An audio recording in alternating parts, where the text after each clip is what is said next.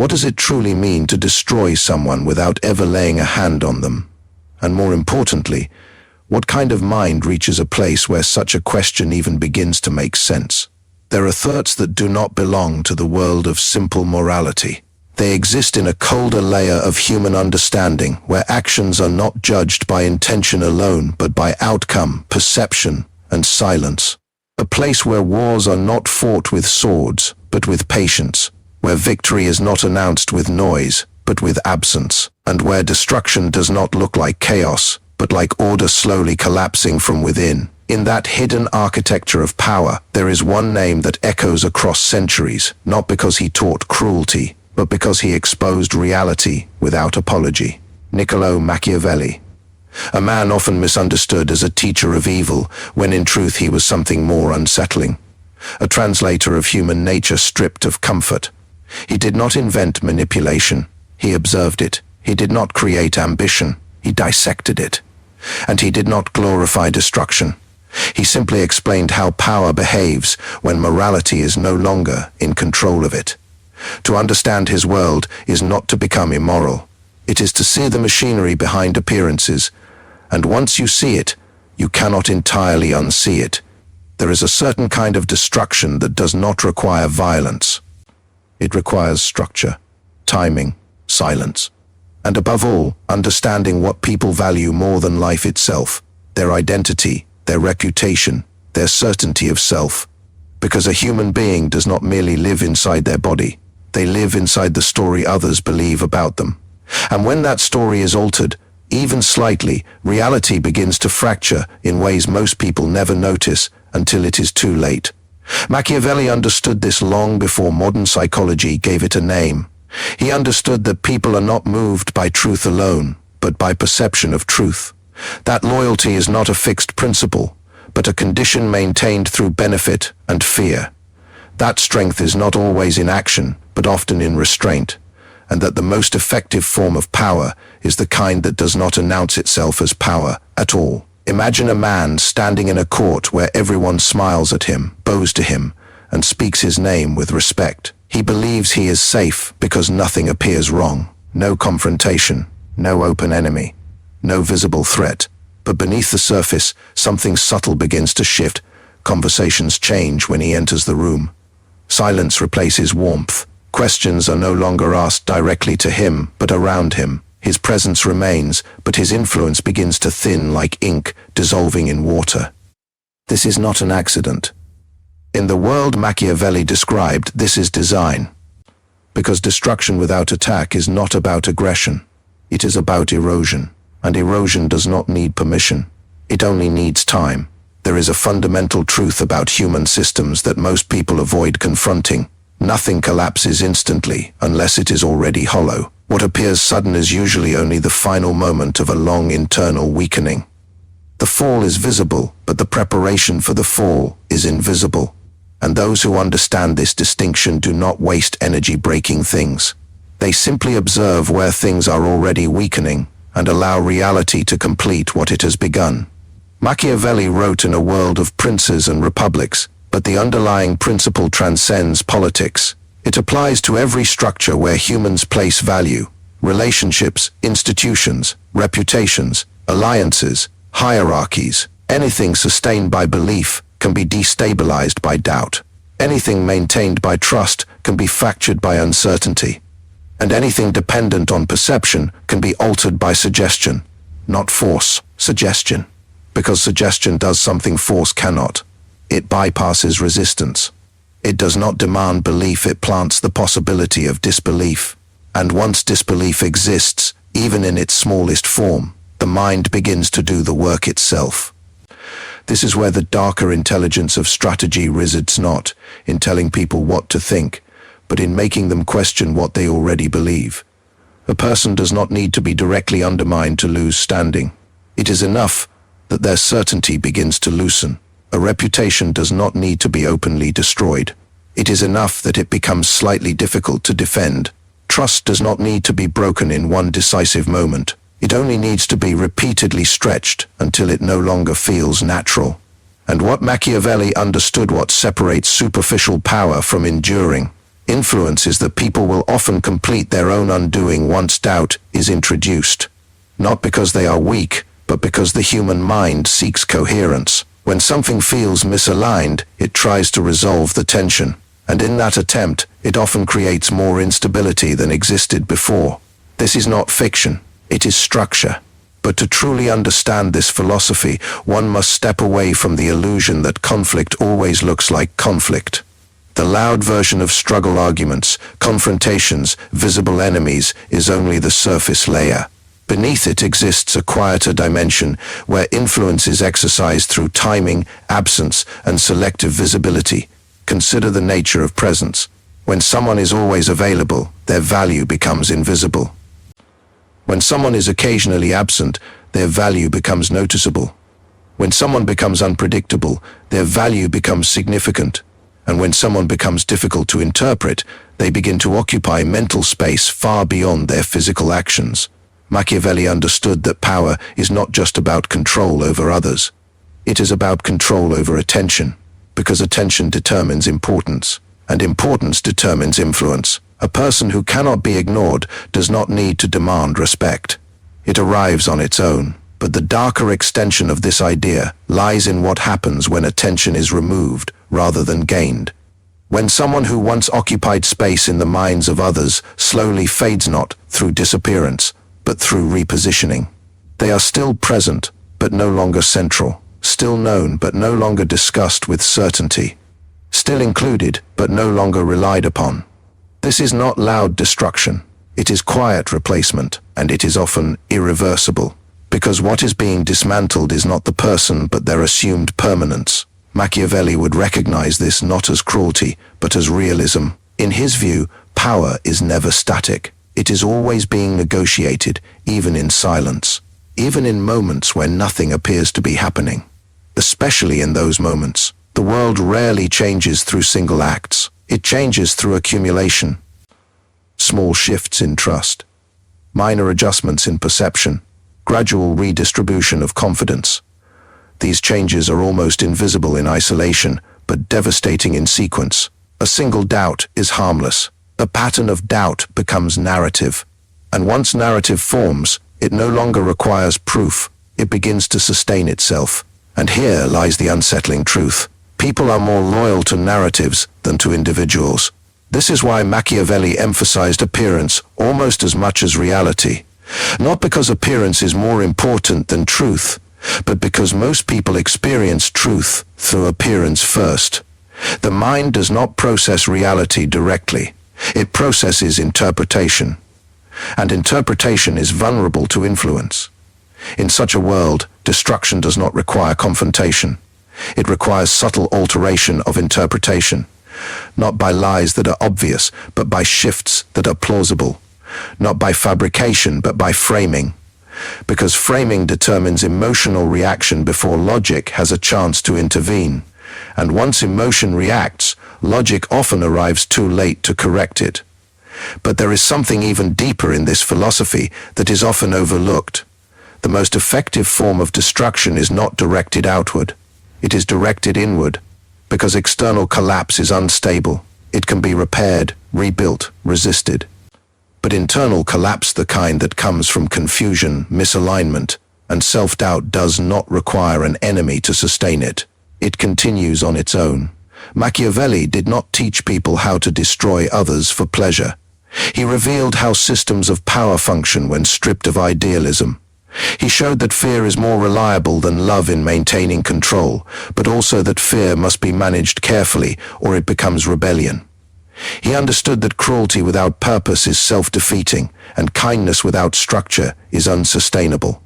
But above all, he understood something most people refuse to accept. Human beings are predictable under pressure. Not in what they do immediately, but in how they begin to rationalize what is happening to them. When stability is removed, the mind does not become stronger first. It becomes desperate for explanation. And in that desperation, it becomes vulnerable to reinterpretation. This is where influence takes root, not in action, but in explanation. Because whoever defines the meaning of events often shapes the emotional reality of those events. And emotional reality determines behavior far more than objective fact. So when we speak of destruction without attack, we are not speaking of visible force. We are speaking of control over meaning, over perception, over the invisible architecture that determines how events are understood. But this knowledge carries a weight that cannot be ignored.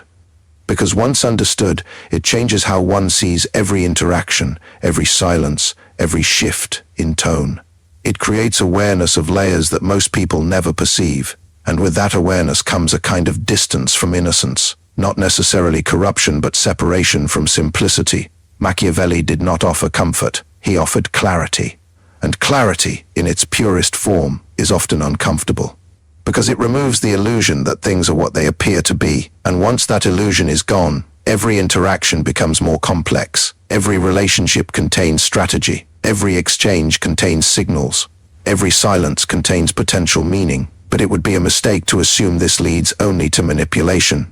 It can also lead to understanding, because seeing the structure of influence does not require participating in its darker applications.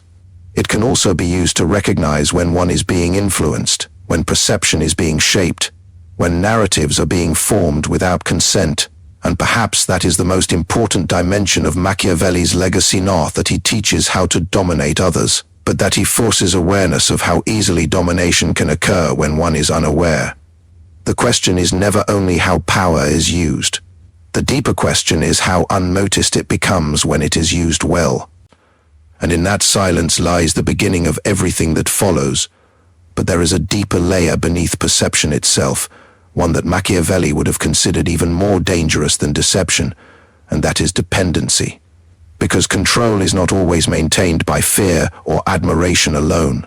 Sometimes it is maintained by quiet dependence, when others begin to orient their decisions around a single figure, a single opinion, a single presence they believe stabilizes their uncertainty.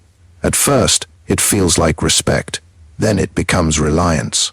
And eventually, it becomes invisible bondage, where the absence of that figure creates more disruption than their presence ever resolved. This is where the architecture of influence becomes most invisible, not when someone is being opposed, but when they are being quietly positioned as necessary. And once necessity is established, removal does not require force. It only requires redirection. Machiavelli understood that power rarely falls in a single moment. It dissolves through substitution. One source of authority is replaced by another. One voice is slowly overshadowed by a more convenient narrative. One presence becomes less relevant, not because it is attacked, but because it is outperformed in the attention economy of human trust. And trust, once reallocated, rarely returns to its original form. There is something almost surgical about this process, not in its violence, but in its precision, because the most effective shifts in power are not felt as shocks. They are experienced as gradual reorganization. A conversation that no longer includes you as the reference point. A decision made without your consultation that would once have required your input. A silence that no longer feels temporary, but structural. This is how influence is rewritten, not through confrontation, but through redistribution of importance. And yet, what makes this dynamic so powerful is not only external manipulation of perception, but internal participation in it, because human beings are not passive observers of their own social standing. They interpret signals constantly.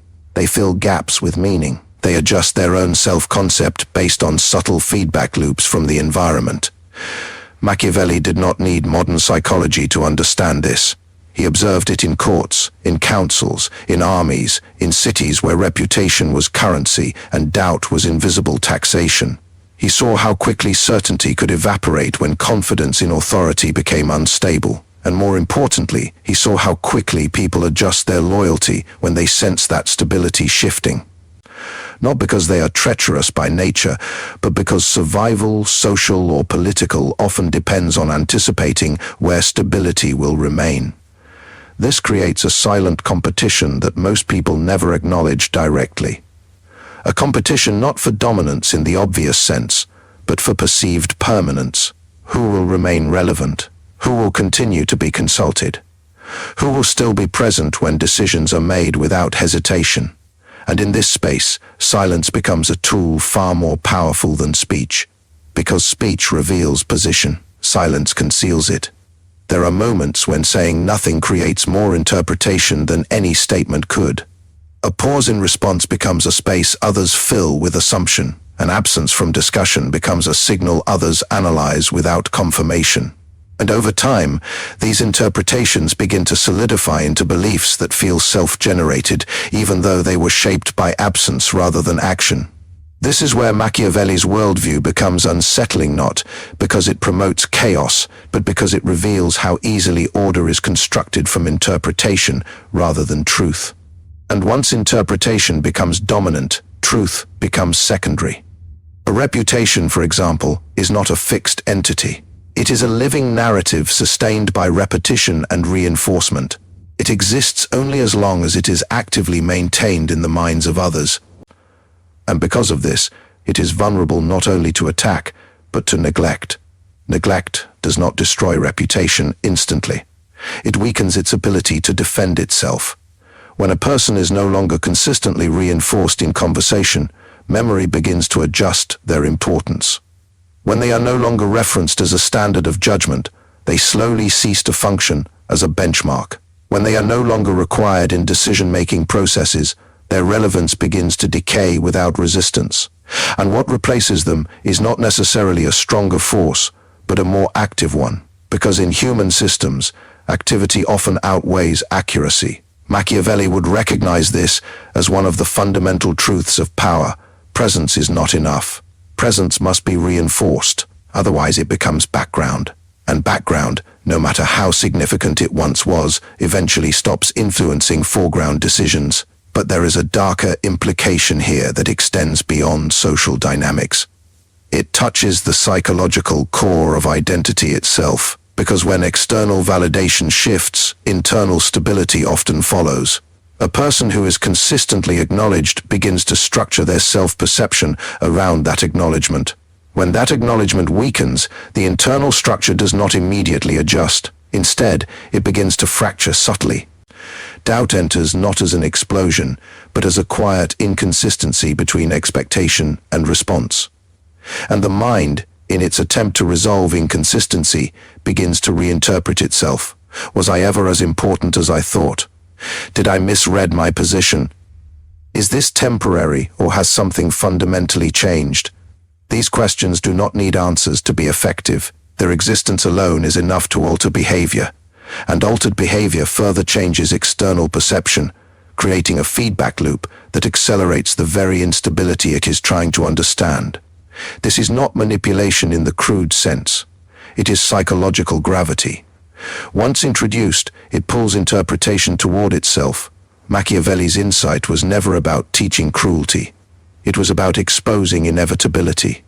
Once certain conditions are present, certain outcomes become more likely not because they are enforced, but because they are structurally encouraged by human nature itself. And human nature, he would argue, is far more consistent than people like to admit, especially under uncertainty. Uncertainty is where power becomes most visible, even when it appears invisible, because in uncertain environments, people seek anchors, someone or something that appears stable enough to interpret reality through. And whoever occupies that role does not need to dominate directly. They only need to remain consistent enough to become reference. But consistency has its own vulnerability, because consistency can be replaced by adaptability. And adaptability, when controlled, becomes more influential than rigidity. This is where strategic invisibility enters the framework. Not disappearance, but selective visibility. Not absence, but controlled presence. Appearing when interpretation is unstable enough to be shaped. Withdrawing when overexposure would diminish significance. Speaking when silence would be interpreted incorrectly. Remaining silent when speech would reduce ambiguity advantage. In this balance, influence is maintained not through constant engagement, but through calibrated absence. And yet, the most unsettling aspect of this dynamic is not how it is used, but how naturally it emerges. Because humans already do this instinctively in smaller forms. They adjust attention based on value perception. They withdraw from what becomes predictable. They elevate what becomes scarce. They assign importance based not purely on merit but on emotional and cognitive impact. Machiavelli did not invent these tendencies. He refined awareness of them. And awareness, once sharpened, begins to reveal patterns where others see randomness. A sudden change in tone becomes a signal. A delayed response becomes interpretation material. A shift in group dynamics becomes a redistribution of influence. And slowly, the world becomes less about events themselves and more about the meaning extracted from events. This is where psychological distance begins to form, not detachment from emotion, but detachment from naivety. Because once you see that meaning is not fixed, but constructed, every interaction becomes layered. Every statement carries potential subtext. Every silence carries possible implication. And every relationship contains both visible and invisible dimensions operating simultaneously. But Machiavelli's philosophy is not only about understanding others. It is also about understanding self-positioning within systems of power. Because no one exists outside of influence structures. Every individual is embedded in networks of perception, expectation, and response. And within those networks, position is constantly negotiated, even when no one is consciously negotiating. A person may believe they are static, but their relevance is constantly being recalculated by others based on shifting contexts. What they represent in one moment may not carry into the next. What they symbolize in one environment may not translate into another. And this instability of meaning is what creates both opportunity and vulnerability. Opportunity because perception can be influenced. Vulnerability because perception is never fully owned. Machiavelli would likely argue that the true mark of strategic intelligence is not the ability to dominate perception, but the ability to remain adaptable within it, without becoming consumed by it, to be seen without being fully defined, to influence without becoming predictable, to remain present in narrative without being trapped by narrative. And yet, even this carries tension, because the more one understands perception, the more one becomes aware of its fragility. And the more one becomes aware of fragility, the more carefully one begins to move. Not out of fear, but out of recognition that every action has interpretive consequences beyond its immediate intention. This creates a psychological layering where behavior is no longer purely spontaneous. It becomes partially observed even in its formation. And once behavior is partially observed by the self, it changes subtly in execution. Not necessarily becoming artificial, but becoming aware of its own impact. And awareness, in the world Machiavelli described, is both advantage and burden. Because it allows navigation of systems others cannot see, but it also removes the comfort of innocence within those systems. There is no return to simplicity after this point. Only deeper or shallower understanding. And as understanding deepens, so does recognition of how easily influence flows through everyday interactions that most people dismiss as trivial. A delayed acknowledgement here. A subtle emphasis there. A shift in conversational framing that changes emotional interpretation without changing factual content. These are not extraordinary acts. They are ordinary mechanisms of human communication, but in aggregate, they shape entire reputations, hierarchies, and outcomes without ever appearing as deliberate control. And this is where Machiavelli's worldview becomes most complete. Power is rarely dramatic. It is cumulative. It builds in silence and collapses in silence. But between those two silences lies everything that defines human competition for influence. And in that space, nothing is ever as accidental as it appears. There is a point in every system, whether it is a person, a relationship, a reputation, or an entire hierarchy, where stability stops being real and starts being assumed. That is the moment Machiavelli would have been most interested in, because it is not the moment of collapse that defines power, but the moment when collapse becomes possible without anyone noticing. Because once a structure is no longer stable in reality but still appears stable in perception, it enters a dangerous phase where nothing is holding it together except belief. And belief, unlike structure, does not resist pressure. It reshapes itself under pressure. This is where the most subtle form of destruction begins, not with confrontation, not with exposure, but with recontextualization. a shift in how something is interpreted without changing what it is on the surface. Machiavelli understood that most systems do not fall because they are attacked directly. They fall because their meaning changes in the minds of those who sustain them. And once meaning changes, loyalty does not need to be broken, it simply becomes irrelevant. There is something almost invisible about this transition.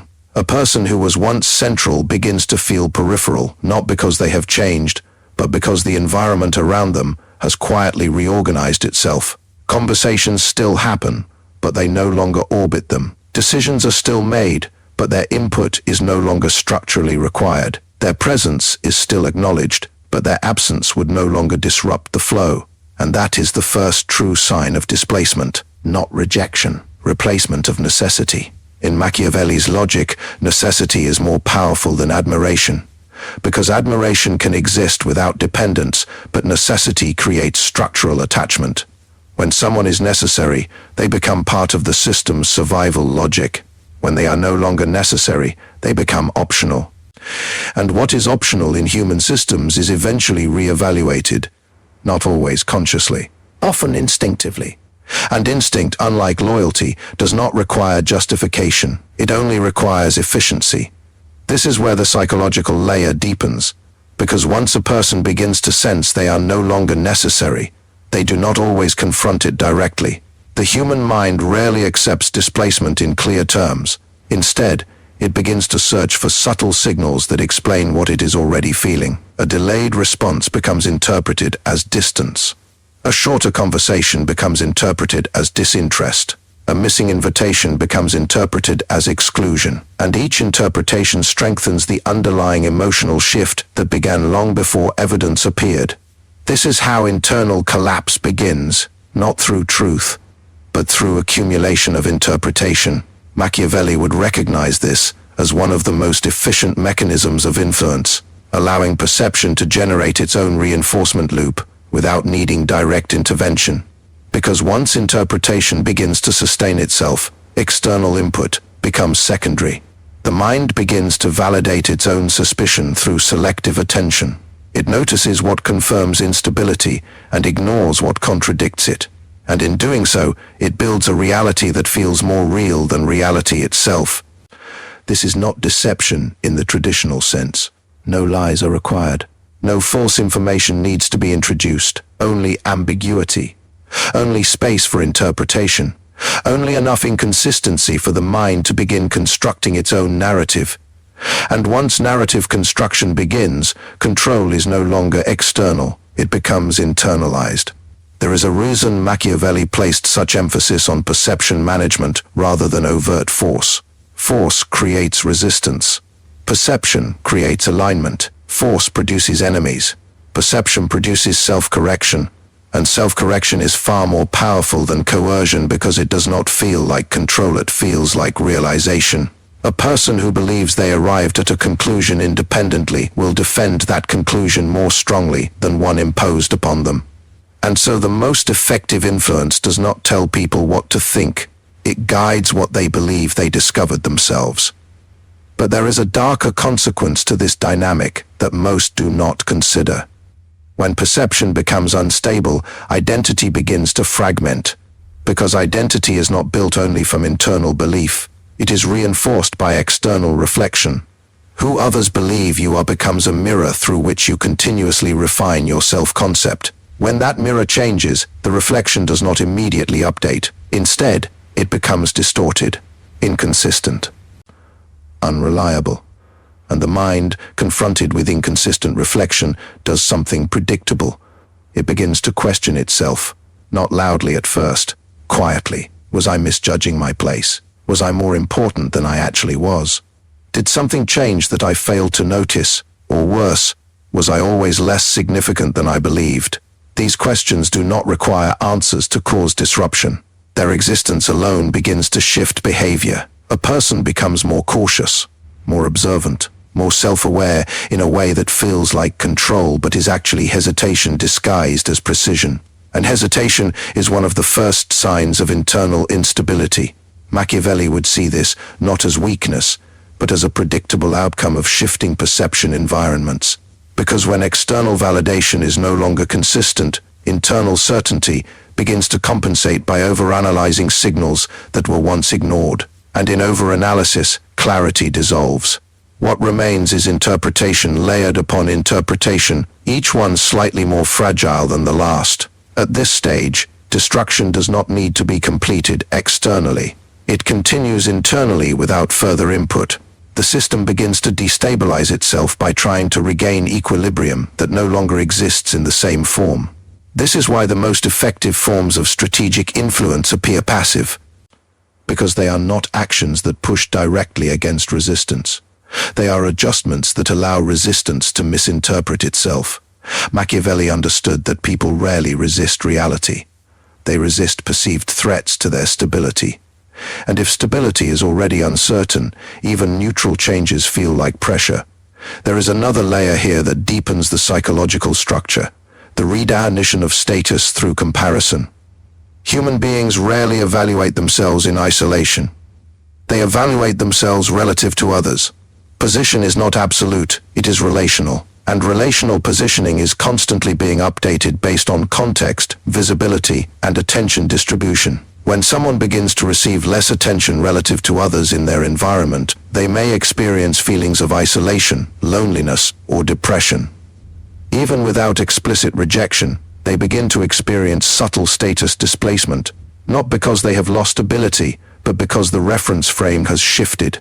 And once reference frames shift, identity struggles to remain anchored. This is where influence becomes almost architectural, because whoever controls reference points controls perceived hierarchy. If attention is redirected elsewhere, importance shifts accordingly. If conversations consistently highlight alternative figures, those figures become new anchors. If decisions begin to bypass previous central figures, authority naturally migrates. Not through conflict, through rerouting. And rerouting is rarely perceived as aggression. It feels like evolution. But evolution, in Machiavellian terms, is often just controlled displacement. There is a deeper psychological mechanism at work here that is rarely acknowledged. Humans do not only fear loss of control over outcomes, they fear loss of control over meaning, because meaning determines emotional response more than the event itself. Two people can experience the same shift in treatment. One interprets it as temporary adjustment. The other interprets it as permanent decline. The difference is not in external reality, but in internal narrative formation. And narrative formation is highly sensitive to repetition. A single moment is insignificant. A pattern becomes truth. This is why Machiavelli's world is built on repetition rather than singular acts. Because repetition shapes certainty, and certainty shapes behavior. Once behavior changes, external reality begins to align with the new pattern, reinforcing the narrative further. This is the loop. And once the loop stabilizes, reversal becomes difficult, not because it is impossible, but because it requires breaking internal coherence that has already formed. At this stage, even positive signals can be reinterpreted through the lens of prior instability. A gesture of inclusion may feel compensatory rather than genuine. A moment of recognition may feel temporary rather than structural. The mind, once conditioned to interpret shift, continues to search for underlying instability, even instability itself. And this is where psychological control becomes most complete, not when someone is forced into belief, but when their own interpretive system begins to maintain the belief autonomously. Machiavelli would likely describe this as the point where influence no longer requires maintenance, because the system has internalized its own adjustment. But perhaps the most unsettling part of this entire architecture is how natural it is. Nothing here requires supernatural intelligence. Nothing here requires elaborate orchestration. It requires only understanding of how humans assign meaning, how they respond to attention, how they interpret inconsistency, and how they stabilize uncertainty through narrative construction. In other words, it requires understanding human nature without illusion. And once illusion is removed, behavior becomes less mysterious, not simpler, just more predictable. At this point in the unfolding dynamic, what appears externally as social change is internally experienced as identity recalibration. A person is no longer simply adjusting their behavior in response to environment. They are adjusting their understanding of who they are within that environment. And identity recalibration is far more destabilizing than situational adjustment. Because situations change, identity feels permanent. When permanence is questioned, everything attached to it becomes unstable. Machiavelli would recognize this as the true leverage point in human systems. Not actions, not words, but identity positioning. Because whoever influences identity indirectly influences behavior at scale. A person who believes they are central acts differently from one who believes they are peripheral. A person who believes they are necessary behaves differently from one who believes they are replaceable. A person who believes they are trusted operates differently from one who believes trust is conditional. And none of these beliefs require explicit communication. They can be formed through pattern recognition alone, through repetition of inclusion or exclusion, through timing of responses, through distribution of attention, through absence of reinforcement. And once formed, they guide interpretation of all future interactions. This is where Machiavelli's philosophy becomes less about manipulation and more about awareness of structural influence. Because what he exposed was not how to control people as objects, but how easily human perception organizes itself around patterns that feel natural but are actually constructed. And once constructed, they feel inevitable. But inevitability, in his worldview, is often just unchallenged interpretation sustained long enough to feel like truth. And that is where everything begins to converge toward the final stage of understanding.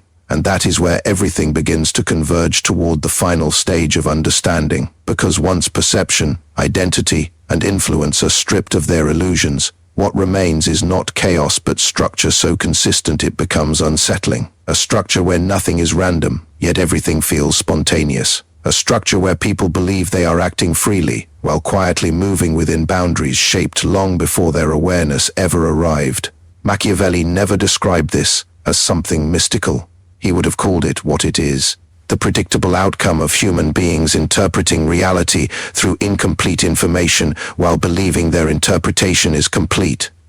And that belief, this quiet confidence in one's own perception, is where all systems of influence find their deepest entry point, because no one can defend against what they refuse to see. There is a point where understanding this framework no longer feels like learning something new. It feels like remembering something uncomfortable that was always present but never acknowledged. The realization that every environment you have ever moved through, every group, every hierarchy, every structure of respect or exclusion, was not just a collection of individuals, but a constantly shifting map of attention, value assignment, and perceived necessity. And in that map, nothing stays fixed, not status, not loyalty, not even identity. Everything is negotiated through perception, even when no one realizes negotiation is happening. This is where the deeper philosophy of Machiavelli becomes less about power over others and more about exposure of systems. Because once you see how meaning is constructed, you also see how fragile it is. And once you see how fragile it is, you begin to understand why most people unconsciously protect their own perception of reality more aggressively than reality itself. Because reality can change, but shattered perception feels like collapse. There is a silent tension that runs beneath all human interaction. The desire to be seen as stable, valuable, and necessary, and the fear of discovering that one is not as central as once believed. Most social behavior is an attempt to regulate this tension without ever naming it. Compliments, avoidance, attention, withdrawal, inclusion, silence, all of it becomes part of an unspoken calibration system. Machiavelli observed this without sentimentality. He did not judge it as good or bad. He simply recognized that people behave differently when they believe they are being observed as important versus when they believe they are being observed as replaceable. And the shift between those two perceptions can happen without a single word being spoken. That is the unsettling core of it. Because influence at its deepest level is not about what is done to people. It is about what people begin to assume about themselves in relation to others. Once assumption enters, certainty begins to dissolve. And once certainty dissolves, behavior becomes fluid. But here is where the philosophy takes its most important turn, not toward manipulation, but toward awareness of vulnerability. Because the same mechanisms that allow perception to be shaped externally also operate internally. A mind that understands these patterns too deeply without grounding can begin to interpret everything as strategy, everything as signal, everything as hidden intention. And in doing so, it risks losing its ability to experience reality without constant analysis. This is where Machiavelli's lens becomes dangerous if misunderstood. Not because it teaches cruelty, but because it reveals structure without always offering emotional relief from that structure. Once you see how easily meaning can shift, you also begin to see how fragile trust becomes when overanalyzed. And when trust becomes fragile, distance begins to grow, not necessarily from others, but from the simplicity of experience itself. The world stops being just events. It becomes interpretation layered on interpretation. But the most important realization is this: awareness does not require participation. Understanding how influence operates does not mean one must engage in it as a tool of harm or dominance. In fact, the deeper understanding often leads in the opposite direction for those who are grounded. It creates restraint, precision, and sometimes silence where reaction once existed. Because when you recognize how perception can be shaped, you also recognize how easily you can misinterpret it if you are not careful. And that awareness turns into a form of internal discipline. Machiavelli's real legacy, stripped of distortion, is not the celebration of manipulation, but the exposure of how much of human order depends on perception management rather than objective stability. Reputations are not fixed. They are maintained. Authority is not absolute. It is recognized. Respect is not permanent. It is reinforced. And once reinforcement stops, even temporarily, systems begin to adjust themselves automatically. Not out of malice, out of balance-seeking behavior. This is the quiet truth behind most social structures. They are self-correcting systems based on feedback loops of attention and belief. And anything that can be reinforced can also weaken when reinforcement shifts. But there is something even more profound beneath this. The realization that people are not only influenced by others, but continuously influencing themselves through interpretation. Every moment of uncertainty becomes a story. Every silence becomes meaning. Every delay becomes inference. And every inference becomes part of identity construction. So in a sense, no one is ever just being acted upon. They are actively building the framework through which they understand what is happening to them. This is why Machiavelli's philosophy cannot be reduced to simple ideas of control or domination. Because at its core, it is about how fragile the boundary is between external influence and internal interpretation. And once that boundary becomes visible, responsibility becomes more complex, because you begin to realize that perception is not only shaped, it is also accepted, reinforced, and sometimes even protected by the one experiencing it. There is no single point of control. There is only interaction, but within that interaction lies asymmetry. Some understand structure, others feel structure without naming it. And that difference creates the space where influence operates most effectively, not through force, but through advantage in interpretation. Yet even this advantage is temporary, because awareness spreads, patterns become visible, and once visible, they lose some of their unconscious power. This is the paradox Machiavelli indirectly exposed. The more clearly power is understood, the less invisible it becomes. And the less invisible it becomes, the more it must adapt to remain effective. Which means influence is never static, it evolves. Just as perception evolves, just as identity evolves, just as systems evolve. And the only constant is adjustment. At this final level of understanding, the idea of destroying someone without attacking them transforms completely. It stops being about individuals and becomes about recognition of how easily perception can collapse when unsupported. Not through aggression, but through absence of reinforcement, shift in meaning, and reorganization of attention. But the deeper truth is not about destruction at all. It is about fragility. Because anything that depends on perception is inherently unstable, and anything unstable is sensitive to change. This does not make the world hostile. It makes it dynamic. And in dynamics, nothing is guaranteed permanence, not status, not influence, not recognition. Everything exists in motion, sustained only as long as conditions support it. Machiavelli saw this clearly in the political structures of his time, but the principle extends far beyond courts and states. It applies to every space where human beings assign meaning to one another, which is every space where human beings exist together. And once this is understood, the natural reaction is not necessarily to dominate, but to observe more carefully. To recognize that silence can mean multiple things, that attention can be strategic or simply limited, that absence is not always rejection and presence is not always endorsement. Interpretation becomes less automatic and awareness becomes more deliberate. But the final stage of this understanding is not paranoia, it is clarity. Clarity that what appears solid is often maintained through continuous reinforcement. Clarity that what appears fixed is often dependent on ongoing agreement. Clarity that what appears permanent is often only temporarily sustained. And with that clarity comes a choice, not about how to manipulate, but about how to engage with systems where perception is always in motion, whether to participate unconsciously or to see consciously. Because once you see, you cannot fully return to not seeing.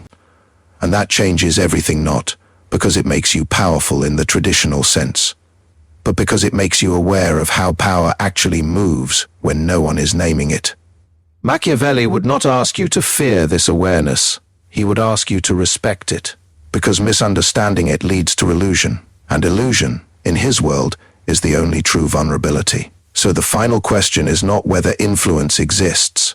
It is whether you are aware of how it moves through every space you enter, and whether, once you see it, you will continue to move blindly through it, or begin to recognize the structure beneath the silence. Because from this point forward, every interaction carries a hidden dimension, every silence has weight, every shift has meaning, and every perception is part of a system far more intricate than it appears.